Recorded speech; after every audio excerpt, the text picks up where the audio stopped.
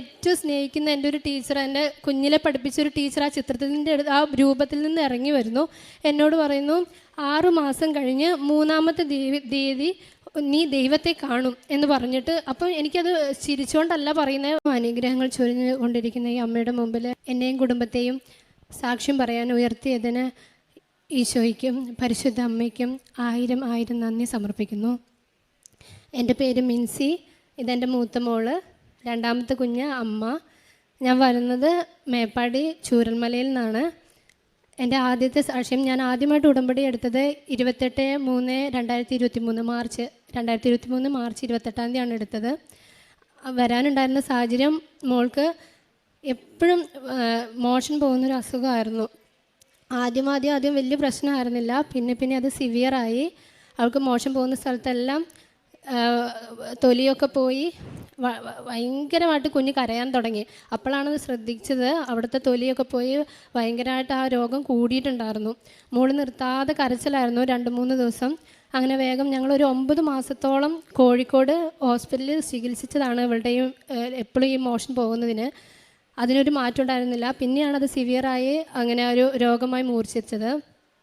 അങ്ങനെ ഹോസ്പിറ്റലിലേക്ക് വിംസിലേക്ക് ഞങ്ങൾ പോയി.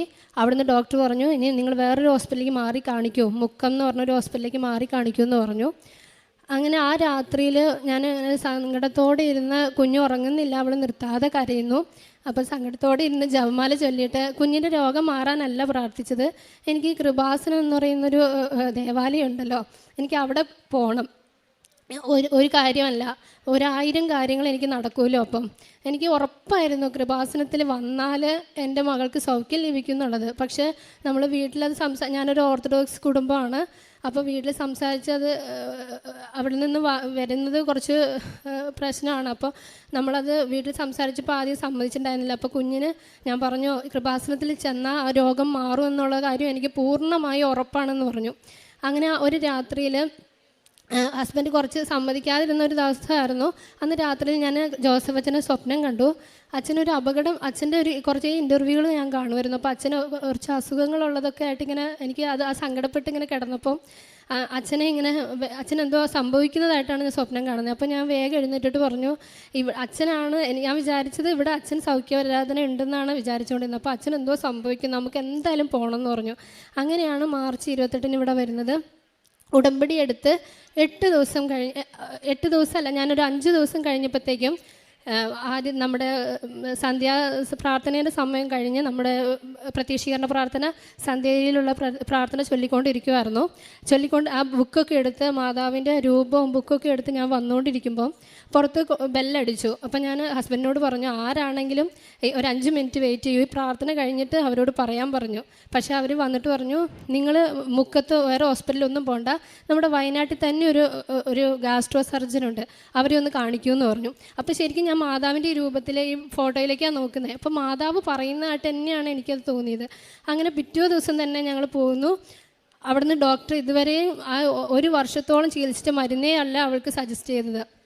ആ മരുന്ന് കഴിച്ച് വെറും 3 ദിവസം കൊണ്ട് പൂർണ്ണമായി ആ രോഗം മാറി. അവിടെ വ്രണം പോലെ ഉണ്ടായിരുന്ന അവിടെയെല്ലാം പൂർണ്ണമായി സൗഖ്യപ്പെട്ടു. മോഷൻ പോകുന്നത് പൂർണ്ണമായി 8 ദിവസം കൊണ്ട് ഉടമ്പടി എടുത്ത് വെറും 8 ദിവസം കൊണ്ട് പൂർണ്ണമായി സൗഖ്യം ലഭിച്ചു. അത് 1-ാമത്തെ സാക്ഷ്യമായിരുന്നു. അതുവഴി വീട്ടിലെല്ലാവർക്കും നല്ല വിശ്വാസത്തിലേക്ക് വന്നു. 2-ാമത്തെ സാക്ഷ്യം, എനിക്ക് 2-ാമത്തെ കുഞ്ഞുണ്ടാവുന്നതിന് നോർമലായി ഉണ്ടാവുന്നുണ്ടായിരുന്നില്ല, ഒത്തിരി പ്രാർത്ഥിച്ചിരുന്നു. അങ്ങനെ ആ മാസം 2023 ഒക്ടോബർ മാസത്തിലെ അഖണ്ഡ ജപമാല റാലിയിൽ പങ്കെടുക്കുകയും ആ ജപമാല റാലിയിൽ ഇരുന്നിട്ടേ ഇല്ല, ഞാൻ ഫുൾ അഖണ്ഡ ജപമാല റാലി ലുത്തിനിയെ തികച്ച് പള്ളിയിൽ അവിടെ എത്തിയപ്പോഴത്തേക്കും എനിക്ക് തീരെ വയ്യ, ഞാൻ ഇരുന്നിട്ടുണ്ടായിരുന്നില്ല. അപ്പോൾ കൂടെയുള്ള ഒത്തിരി പ്രായമായിരുന്നു ഇരിക്കുന്നില്ല, പക്ഷേ എനിക്ക് നടുവൊക്കെ ഭയങ്കര വേദന എടുക്കുന്നു. അപ്പോൾ ഞാനിങ്ങനെ ഭയങ്കരമായിട്ട് വിഷമിച്ചു. വയനാട്ടിലാണല്ലോ, വീട്ടിലെത്തിക്കഴിഞ്ഞ് ഒരു 5-6 ദിവസത്തെ ടെസ്റ്റ് ചെയ്തപ്പം പ്രഗ്നൻസി പോസിറ്റീവാണ് കാണിച്ചത്. അപ്പോൾ അഖണ്ഡ ജപമാല റാലി ഞാൻ കുഞ്ഞുമായിട്ടാണ് പോയതെന്ന് ഞാൻ ഉറച്ച് വിശ്വസിക്കുന്നുണ്ട്. അതുപോലെ തന്നെ എനിക്കിപ്പോൾ അബോർഷൻ ആവുന്ന 2-ാമത്തെ അബോർഷൻ ആയിരുന്നു, 3-ാമത്തതാണ് ഈ കുഞ്ഞ്. അപ്പം എനിക്കധികം അങ്ങനെ ഭാരം എടുക്കാനോ, എപ്പോഴും ബെഡ് റെസ്റ്റ് ആയിരുന്നു ഉണ്ടായിരുന്നത്. ആദ്യത്തെ കുഞ്ഞിന് ബെഡ് റെസ്റ്റ് പറഞ്ഞിട്ടുണ്ടായിരുന്നു. അപ്പോൾ എന്നാലും ഇത്രയും കിലോമീറ്റർ നടന്ന് പരിശുദ്ധ അമ്മയോടൊപ്പം ജപമാല ചൊല്ലിയതിൽ നിന്ന് എനിക്ക് ലഭിച്ച കുഞ്ഞാണ് 2-ാമത്തെ കുഞ്ഞ്. അതിന് പരിശുദ്ധ അമ്മയ്ക്കും എൻ്റെ ഈശോയ്ക്കും 1000 നന്ദി പറയുന്നു. മൂന്നാമത്തെ സാക്ഷ്യം, എൻ്റെ സഹോദരൻ്റെ വിവാഹം നടക്കാൻ 5 വർഷമായി. അദ്ദേഹം മിലിറ്ററിയിലാണ്. പക്ഷേ വേഗം നടക്കുമെന്ന് വിചാരിച്ചിട്ടും 5 വർഷത്തോളം വിവാഹം നടക്കാതെ ഞങ്ങൾ കാത്തിരുന്നു. ഒരുപാട് കൊല്ലത്തുനിന്ന് വരെ ഞങ്ങൾക്ക് ആലോചന വന്നിട്ടുണ്ടായിരുന്നു, അതുപോലും നടന്നില്ല. പക്ഷേ ഞാൻ ഉടമ്പടി എടുത്ത് വെച്ചതിന് ശേഷം സഹോദരൻ്റെ വിവാഹം പെട്ടെന്ന് അത് തൊട്ടടുത്തുനിന്ന് തന്നെ നടക്കുകയുണ്ടായി.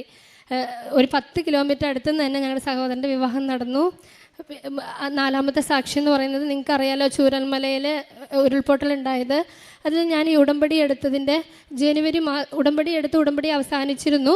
പക്ഷേ എങ്കിലും ഞാൻ അഖണ്ഡ ജപമാല റാലി കഴിഞ്ഞ് വന്നതിൻ്റെ ആ 2 ദിവസം കഴിഞ്ഞ് കഴിഞ്ഞപ്പോൾ രാത്രിയിൽ ശക്തമായി മഴ പെയ്യുന്നതാണ് സ്വപ്നം കാണുന്നത്. ദണ്ട് പോലെ ഒരു ദണ്ടാണ് സ്വപ്നത്തിൽ കാണുന്നത്. പിന്നെ എൻ്റെ മോള് കരയുന്നതാണ് രണ്ടാമത് കാണുന്നത്. അപ്പോൾ ഈ മഴയുടെ ശക്തി എനിക്ക് ഭയങ്കരമായിട്ട് പേടിച്ചു പോയി ഞാൻ ആ മഴ അങ്ങനെ പെയ്യുന്ന കണ്ടപ്പം. അതിനു മുമ്പേ പുത്തുമല അപകടം നടന്നിരുന്നു ഞങ്ങളുടെ അവിടെ. അപ്പം ഞാൻ വിചാരിച്ചു ഈ മഴ എപ്പോഴും ആ ഒരു ഇതുള്ളത് കൊണ്ടായിരിക്കും ഞാനിതിങ്ങനെ കാണണേന്ന് വിചാരിച്ചു. പക്ഷെ ഒരു 2-3-4 ദിവസം കൂടി കഴിഞ്ഞ് കഴിഞ്ഞപ്പോൾ വീണ്ടും സ്വപ്നത്തിൽ കാണുന്നത്, ഞാൻ പഠിച്ച കോളേജിലൂടെ നടന്നു പോന്നു. പരിശുദ്ധ അമ്മ ആ ലാബിൻ്റെ ഉള്ളിൽ വലിയ രൂപത്തിൽ പരിശുദ്ധ അമ്മയുടെ ചിത്രം. അതിൽ നിന്ന് ഞാൻ ഏറ്റവും സ്നേഹിക്കുന്ന എൻ്റെ ഒരു ടീച്ചർ, എൻ്റെ കുഞ്ഞിലെ പഠിപ്പിച്ചൊരു ടീച്ചർ ആ ചിത്രത്തിൻ്റെ ആ രൂപത്തിൽ നിന്ന് ഇറങ്ങി വരുന്നു. എന്നോട് പറയുന്നു, 6 മാസം കഴിഞ്ഞ് 3-ാമത്തെ തീയതി നീ ദൈവത്തെ കാണും എന്ന് പറഞ്ഞിട്ട്. അപ്പം എനിക്കത് ചിരിച്ചുകൊണ്ടല്ല പറയുന്നത്. ആ സന്ദർഭം, ആ സ്വപ്നം എനിക്ക് ഭയങ്കര പേടിയാണ് ഉണ്ടാക്കിയത്. ഞാൻ ആ സ്വപ്നത്തിൽ നിന്ന് ഉണർന്ന് അപ്പം തന്നെ ഡയറിയിൽ എഴുതി വെച്ചു, 6 മാസം കൂട്ടിക്കഴിഞ്ഞ് ജൂലൈ 3 എന്ന് എഴുതി വെച്ചു. എന്താണ് അന്ന് നടക്കുന്നതെന്ന് അറിയില്ല, പക്ഷേ എനിക്ക് പേടിയായിരുന്നു. അത് ജനുവരിയിലാണ് ഞാൻ അങ്ങനെ എനിക്ക് ഉണ്ടായത്. അങ്ങനെ ഡെലിവറി എനിക്ക് കുഞ്ഞിനെ പറഞ്ഞത് ജൂലൈ 14 ആദ്യത്തെ ഫസ്റ്റ് വീക്ക് തന്നെ നമുക്ക് ഡെലിവറി പ്രതീക്ഷിക്കാം എന്ന് പറഞ്ഞു. അപ്പോൾ എൻ്റെ വിചാരം അന്ന് എന്തെങ്കിലും അപകടം ഉണ്ടാവും എന്നായിരുന്നു ഞാൻ വിചാരിച്ചിരുന്നത്. പക്ഷേ കുഞ്ഞുണ്ടായത് ജൂൺ 28 കുഞ്ഞുണ്ടായി. അപ്പോൾ ഞാൻ വിചാരിച്ചു എന്നാലും എനിക്ക് ഉറപ്പായിരുന്നു, ജപമാല ചൊല്ലിക്കൊണ്ടേയിരുന്നു, ഒരുപാട് ജപമാല ചൊല്ലി. എനിക്ക് ഉറപ്പായിരുന്നു എന്തോ ഒരു അപകടം സംഭവിക്കുന്നുണ്ട്. പക്ഷെ നമുക്കറിയില്ല. ഇതിനു മുമ്പ് എനിക്കിങ്ങനെയൊന്നും, നമ്മൾ ആത്മീയമായി അത്ര വളർന്ന അങ്ങനെ ഉള്ളതൊന്നും അല്ല. പക്ഷേ ഞാൻ ആരോടും പറഞ്ഞില്ല, ഞാൻ ഉള്ളിൽ ഇങ്ങനെ പറഞ്ഞു. പക്ഷേ ലാസ്റ്റ് എൻ്റെ മോൾ എന്നെ പിരിഞ്ഞ് നിന്നിട്ടേ ഇല്ല. അപ്പോൾ ഡെലിവറി കഴിഞ്ഞ് ഫുൾ ടൈം എൻ്റെ കൂടെ ഉണ്ടായിരുന്നു. അങ്ങനെ ഒരു ജൂലൈ 25 ആയപ്പോൾ എൻ്റെ മോളെ ചൂരൽമലയിലേക്ക് കൊണ്ടുപോയി.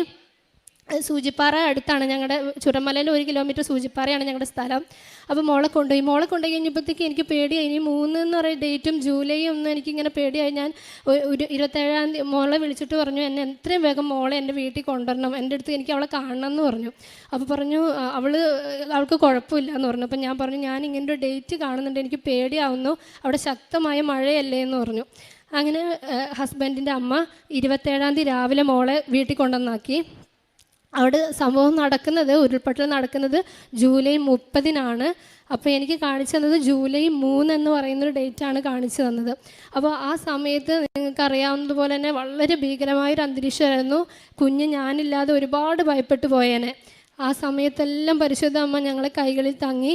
അവിടെ നിന്നും ഞങ്ങളുടെ പ്രദേശത്തു നിന്നും ഒരു കുഴപ്പവും കൂടാതെ, ഞങ്ങളുടെ വേണ്ടപ്പെട്ടവർക്കും ഞങ്ങളുടെ കസിൻസിനൊന്നും ഒരു കുഴപ്പവും കൂടാതെ പരിശുദ്ധമ്മ ഞങ്ങളെ താങ്ങി. അത് ഞാൻ ഉറപ്പായിട്ട് വിശ്വസിക്കുന്നു. ആ ദർശനത്തിലൂടെ നിർത്താതെയുള്ള ജപമാലയിലൂടെയും എൻ്റെ കൃപാസനത്തിൽ എൻ്റെ പരിശുദ്ധ അമ്മയുടെ സാന്നിധ്യം കൊണ്ടാണെന്ന് ഞാൻ ഉറച്ചു വിശ്വസിക്കുന്നു. അതിന് ഒരുപാട് നന്ദി അനുഗ്രഹങ്ങളും തന്നുകൊണ്ടിരിക്കുന്ന, എൻ്റെ കുടുംബത്തിന് ഇനിയും തന്നുകൊണ്ടിരിക്കുന്നത് പരിശുദ്ധ അമ്മയ്ക്കും എൻ്റെ ഈശോയ്ക്കും ഒരുപാട് നന്ദി പറയുന്നു. യേശുവേ നന്ദി, യേശുവേ സ്തുതി, യേശുവേ ആരാധന. ഹല്ലേലൂയ.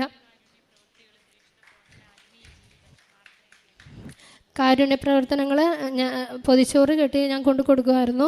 ഒരു തവണ വൃദ്ധസദനത്തിലൊക്കെ പോയി രോഗികളൊക്കെ സന്ദർശിച്ച് അവർക്ക് വേണ്ടതായതെല്ലാം ചെയ്ത്, മോളെ ഇട്ട് പോകാനും ഞാൻ പറഞ്ഞല്ലോ അസുഖമുള്ളത് കൊണ്ടും ഒരു തവണ പോയിരുന്നു. അവർക്ക് വേണ്ടതെല്ലാം ചെയ്തു കൊടുത്തു. അതുപോലെ തന്നെ ഞങ്ങളുടെ ഒരു ഭിക്ഷാടനത്തിന് ഞങ്ങളുടെ പള്ളിയിൽ വരുന്ന ഒരു അമ്മയുണ്ടായിരുന്നു. അമ്മയ്ക്ക് വേണ്ടതെല്ലാം ചെയ്തു കൊടുത്തു. അപ്പോൾ അമ്മയ്ക്ക് എപ്പോഴും ഇങ്ങനെ സ്മെല്ലായിരുന്നു. അപ്പോൾ ഞാനിങ്ങനെ വിചാരിക്കും, നമുക്ക് അവരെ കുളിപ്പിക്കാനും കഴിയില്ല. ഞാനപ്പോൾ ഇങ്ങനെ അമ്മേനോട് പ്രാർത്ഥിക്കും, മാതാവേ ഇവരാരെങ്കിലും ഒന്ന് ഏറ്റെടുത്തിരുന്നെങ്കിൽ. അപ്പോൾ ആരെങ്കിലും വരുമ്പോഴത്തേക്ക് ഈ അമ്മ ഓടും, ആരും അടുത്ത് പോവില്ല എന്നാണ് പറയുക. അപ്പോൾ ഞാനിങ്ങനെ പരിശുദ്ധ അമ്മയോട് ഇങ്ങനെ ജപമാല ചൊല്ലി പ്രാർത്ഥിച്ച് കഴിഞ്ഞാൽ പിറ്റത്തെ ആഴ്ച അമ്മേനെ കാണില്ല. അമ്മേനെ കുറേ സാമൂഹ്യ പ്രവർത്തകർ കൊണ്ടുപോയി അവരെ ശുശ്രൂഷിച്ചു എന്നാണ് ഞാൻ അറിയുന്നത്. ഇപ്പോൾ അടുത്ത് മരണപ്പെട്ടു. അതെനിക്ക് ഭയങ്കര സന്തോഷം. കാരണം ഞാൻ ഇവിടെ വന്ന് ഉടമ്പടി എടുത്ത് അമ്മയ്ക്ക് വേണ്ടിയിട്ട് ഞാൻ ഒരുപാട് കാര്യങ്ങൾ ചെയ്തു കൊടുത്തിരുന്നു ഈ ഉടമ്പടിയിലൂടെ. അതുകൊണ്ട് അതെനിക്കൊരു മറക്കാൻ പറ്റാത്തൊരു അനുഭവമാണ്. പത്രം എന്ന് പറയുന്നത് പ്രേക്ഷിത പ്രവർത്തനങ്ങൾ പത്രം ഞാൻ എല്ലാ സ്റ്റാൻഡിലൂടെ, ഓട്ടോ സ്റ്റാൻഡിലൂടെ എൻ്റെ മോളെ എടുത്ത് ഞാൻ പോകുമായിരുന്നു. കാരണം എനിക്ക് 8ാമത്തെ ദിവസമാണ് എനിക്ക് ഈ അത്ഭുതം സംഭവിച്ചത്. അതുകൊണ്ട് ആ പത്രത്തിലൂടെയൊക്കെ ഞാൻ എൻ്റെ മോളെയും കൊണ്ട് പോയിട്ട് ഒരു ദിവസം ഇങ്ങനെ ഞാൻ പറഞ്ഞു, ഇവൾക്കാണ് എൻ്റെ കുഞ്ഞിലൂടെ നടന്ന അനുഭവമാണ് എനിക്ക് പറയാനുള്ളത്. ഇത് അത്ഭുതം നടക്കുന്ന പരിശുദ്ധമ്മ ജീവനോട് പ്രത്യക്ഷപ്പെട്ട ആൾക്കാർ തന്നെയാണ്, സ്ഥലം തന്നെയാണ് എന്നുള്ളതിൽ ഞാൻ അവർ പറയുമായിരുന്നു. അങ്ങനെ എല്ലാവരോടത്തും ഞാൻ ഇതുവരെ പത്രം കൊടുക്കുന്നതിന് നാണിച്ചിട്ടേ ഇല്ല. ഒരുപാട് പേർക്ക് എനിക്ക് കിട്ടുന്ന പത്രങ്ങളെല്ലാം ഞാൻ കൊടുത്തവർക്ക് കൊടുക്കാതെയും എല്ലാ മതത്തിൽപ്പെട്ടവർക്കും കൊടുത്തിരുന്നു. ഒരുപാട് പേർക്ക് എന്നെ അന്വേഷിച്ച് കൃപാസനം എന്താണെന്ന് അന്വേഷിച്ച് അവിടേക്ക് വന്നിട്ടുമുണ്ട്. രണ്ടാമത്തെ കാര്യം, ജപമാലയും പ്രാർത്ഥനയും ജീവിതം ആത്മീയമായി ഒരുപാട് ഉയർന്നു. ഒട്ടുമല്ലായിരുന്നു എങ്കിലും, ഇപ്പോൾ ഒന്നുമല്ല എങ്കിലും പണ്ടുള്ളതിനേക്കാളും പരിശുദ്ധ അമ്മ കൈപിടിച്ച് നടത്തുന്നു. ഇനിയും നടത്തട്ടെ എന്ന് വളരെ ആഗ്രഹിക്കുന്നു, പ്രാർത്ഥിക്കുന്നു. യേശുവേ നന്ദി, യേശുവേ സ്തുതി. മനുഷ്യന് ചെയ്യാൻ പറ്റാത്ത കഠിന രക്ഷാകര പദ്ധതികൾ ഉടമ്പടി വഴി എങ്ങനെ പൂർത്തീകരിക്കുന്നു? അതാണ് പുറപ്പാട് 14:14 നിങ്ങൾ ശാന്തരായിരുന്നാൽ മതി, കർത്താവ് നിങ്ങൾക്ക് വേണ്ടി യുദ്ധം ചെയ്തുകൊള്ളും. മിൻസി മാത്യു തൻ്റെ മക്കളുടെ അനുഭവ സാക്ഷ്യങ്ങളാണ് നമ്മോട് പങ്കുവച്ചത്. അതുപോലെ എങ്ങനെയാണ് ഏഷ്യയിലെ തന്നെ ഏറ്റവും വലിയ ഒരു ദുരന്തമായ ചൂരൽമലയിലുണ്ടായ ആ വലിയ ദുരന്തത്തിൻ്റെ പ്രത്യാഘാതങ്ങളൊക്കെ, അതിൽ നിന്നൊക്കെ താനും കുടുംബവും തൻ്റെ സ്വന്തക്കാരുമൊക്കെ എങ്ങനെയാണ് സംരക്ഷിക്കപ്പെട്ടത്, അതിനെക്കുറിച്ചൊക്കെയുള്ള സ്വപ്നത്തിലൂടെ അതിനെക്കുറിച്ചൊക്കെ തനിക്ക് മുൻപേ എങ്ങനെ തന്നെ തനിക്ക് എന്തോ ഒരു അപകടം ആ പ്രദേശത്ത് അല്ലെങ്കിൽ അവിടെ നടക്കും എന്നുള്ള രീതിയിലൊക്കെ തനിക്ക് എങ്ങനെ പല കാര്യങ്ങളും പരിശുദ്ധ അമ്മ തനിക്ക് കാണിച്ചു തന്നു. ജപമാല ഒത്തിരിയേറെ പ്രാർത്ഥിക്കുവാൻ, ആ ജപമാല പ്രാർത്ഥനയിലൂടെയാണ് പരിശുദ്ധ അമ്മയുടെ സംരക്ഷണം ലഭിച്ചതുകൊണ്ട് തന്നെയാണ് തങ്ങൾ സംരക്ഷിക്കപ്പെട്ടത്. അതിന് ബലമായിട്ട് പല കാര്യങ്ങളും ഈ മകൾ ഇവിടെ പറഞ്ഞു. അങ്ങനെ ഇവിടെ 2 വർഷമായിട്ട് തൻ്റെ മൂത്ത കുഞ്ഞിന് ഉണ്ടായിരുന്ന ഒരു അസുഖം, അത് എത്രമാത്രം ആ കുടുംബത്തെ ആകമാനം വേദനിപ്പിച്ചിരുന്നു. 1 വർഷമായിട്ട് അവർ ചികിത്സിച്ചു കൊണ്ടിരിക്കുന്നു. എന്നാൽ പിന്നീട് തനിക്ക് എങ്ങനെയാണ് ഉടമ്പടി എടുത്തതിന് ശേഷം ഒരു പ്രോപ്പറായിട്ടുള്ള ഒരു ചികിത്സാ രീതി അത് തന്നെ തനിക്ക് കാണിച്ചു തന്നു. അപ്പോൾ നമുക്ക് ഉടമ്പടി എടുത്തതിന് ശേഷം ഒരു പ്രോപ്പർ ചാനലിലേക്ക് പോലും കൊണ്ടുപോകുന്ന അമ്മയുടെ മാധ്യസ്ഥ ശക്തിയാണ് നമുക്ക് കാണുവാൻ കഴിയുക. നമുക്ക് ഏത് വഴിക്ക് പോകണം എന്ന് നാം അറിയാത്തപ്പോൾ, അല്ലെങ്കിൽ നമുക്ക് ആകെ ഒരു കൺഫ്യൂഷൻ ആകുമ്പോൾ അമ്മ നമ്മെ വേണ്ട വഴിയെ, അതായത് നാം പോകേണ്ട വഴിയെ തന്നെ നമ്മെ കൊണ്ടുപോകും. അങ്ങനെ തൻ്റെ കുഞ്ഞിന് പ്രോപ്പറായിട്ടുള്ള ചികിത്സ ലഭിക്കുന്നു, മെഡിസിൻ ലഭിക്കുന്നു.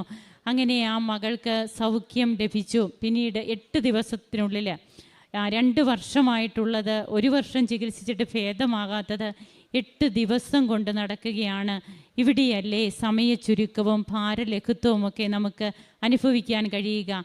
2004 ഇവിടെ കൃപാസനത്തിൽ സ്റ്റെരിഗ്മ ധ്യാനം, അതായത് കൃപാസനത്തിൽ പ്രവർത്തകർക്ക് വേണ്ടിയിട്ടുള്ള സ്റ്റെരിഗ്മ ധ്യാനം നടക്കുമ്പോൾ അന്നിവിടെ കിട്ടിയ ദർശനമാണ് ഒരു കൂട്ടം പ്രാവുകൾ ഇവിടെ നിന്ന് പറന്നുയരുന്നു, ജപമാലയും കുത്തിക്കൊണ്ട്. അപ്പോൾ ആ ലോകത്തിൻ്റെ പല ഭാഗത്തേക്കാണ് ആ പ്രാവുകൾ പറന്നുയരുന്നത്. ഇന്ന് ഇവിടെ നാം കേൾക്കുന്ന അനുഭവ സാക്ഷ്യത്തിൽ ജപമാലയിലൂടെ നമുക്ക് കിട്ടുന്ന കൃപകൾ, അത് ലോകമെമ്പാടും എങ്ങനെ അമ്മയുടെ പ്രത്യക്ഷീകരണത്തിൻ്റെ അടയാളങ്ങളായിട്ട് ഇന്ന് ഈ ജപമാലയും അതുപോലെ പ്രത്യക്ഷീകരണ പ്രാർത്ഥനയുമൊക്കെ നാം തന്നെ എങ്ങനെയാണ് ഒരു ആഘോഷമാക്കി മാറ്റുന്നത്, നമുക്ക് അങ്ങനെ തന്നെ പറയാം. അതായത് ജപമാല പ്രാർത്ഥന ഒരു വിരസതയായിരുന്നവർ, അല്ലെങ്കിൽ അതൊക്കെ ഒരു ആവർത്തനം എന്നുള്ള രീതിയിലൊക്കെ കണ്ടിരുന്ന ഒരവസ്ഥയിൽ നിന്നൊക്കെ എത്രയോ മക്കളാണ് അതിന്നൊരു ആഘോഷമാക്കി മാറ്റുന്നത്. തങ്ങളുടെ ജീവിതത്തിൽ ജപമാല എടുത്താൽ, അല്ലെങ്കിൽ ആ ജപമാല പിടിച്ചുകൊണ്ട് മാത്രം തങ്ങൾ പുറത്തേക്ക് ഇറങ്ങുക, ഏത് സമയവും നമ്മുടെ ഉള്ളിൽ വരുന്നത് ഈ നന്മ നിറഞ്ഞ മറിയമേ എന്ന പ്രാർത്ഥനയാണ്. അപ്പോൾ ഇതൊക്കെ നമ്മോട് പറയുന്നത് അമ്മയുടെ പ്രത്യക്ഷീകരണത്തിൻ്റെ സാക്ഷികളായി നാം ഓരോരുത്തരും മാറണമെന്ന് തന്നെയാണ്.